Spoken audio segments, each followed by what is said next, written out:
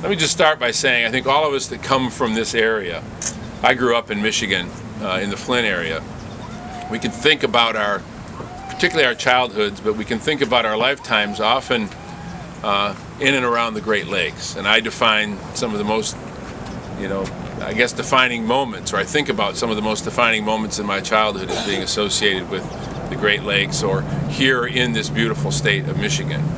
Growing up, learning to fish, all the things that we do in terms of our recreational opportunities we associate with the lakes. The lakes are important in that way, but they're also really critical to our economy. I mean, this is the Great Lakes, the one significant strategic advantage, the greatest freshwater source on the planet that we have here in the state of Michigan. And so we, in this state, and within the Great Lakes region, have, I think, a unique and a special obligation to be particularly vigilant when it comes to the protection of our Great Lakes.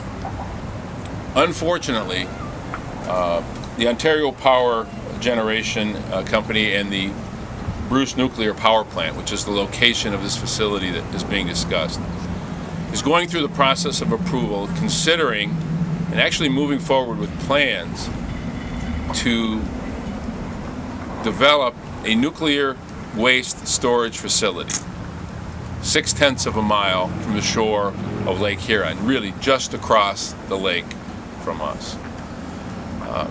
Now, we know that there are always debates about the safety of nuclear facilities and nuclear waste storage. And we've had in the past, in other cases, such as the one in New Mexico just recently, assurances that these storage facilities are safe.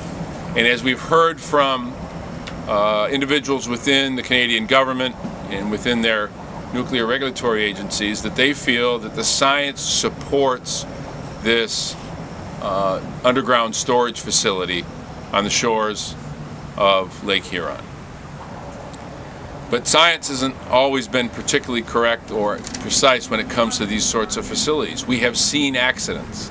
And as I said, in New Mexico, a similar deep geological storage facility, same kind of a situation in many ways. There was a nuclear exposure, there was an accident, and we can't afford that. Now, of course, in New Mexico, they're able to contain it.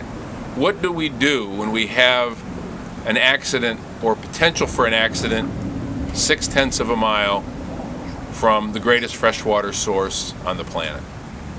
So our plea has been, from the very beginning, to ask the officials in Ontario to consider another site, a site that is not in one of the most environmentally sensitive areas on the planet. Canada is a friend, but it is a nation with vast landmass. And I'm convinced that the best place to locate a nuclear storage facility cannot be less than a mile from the shores of Lake Huron. These lakes, while there are borders that cross these lakes, they're lines on a map. And whether it's pollution of one kind or another, or nuclear contamination, those borders don't mean anything. If we lose the Great Lakes, if we have a threat to the Great Lakes, we have a responsibility to act. I mean, think about this. The nuclear material that could be stored in this facility will be a threat for 10,000 years.